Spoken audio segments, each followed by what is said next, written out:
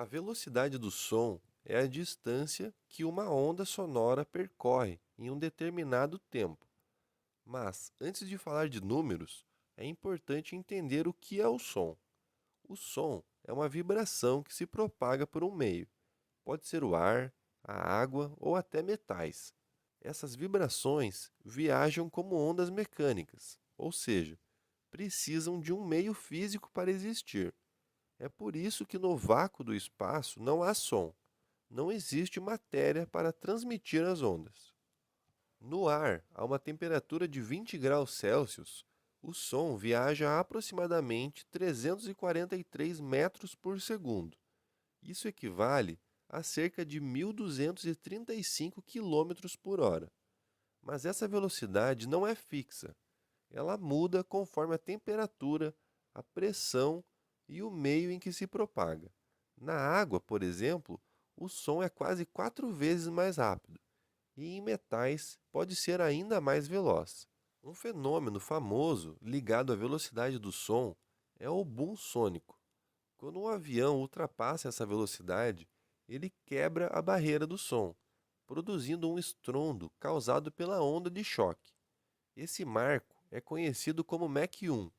Foi superado pela primeira vez em 1947 pelo piloto Chuck Yeager em um avião experimental. Mas por que a velocidade do som importa? Na aviação, é crucial para projetar aeronaves que possam operar com segurança em velocidades supersônicas. Na engenharia naval, ajuda a entender a propagação de sons de sonar. Na medicina, é a base de exames de ultrassom, que usam ondas sonoras para gerar imagens internas do corpo. A velocidade do som também é essencial em áreas como meteorologia e geofísica, permitindo medir distâncias e detectar eventos, como terremotos, com precisão.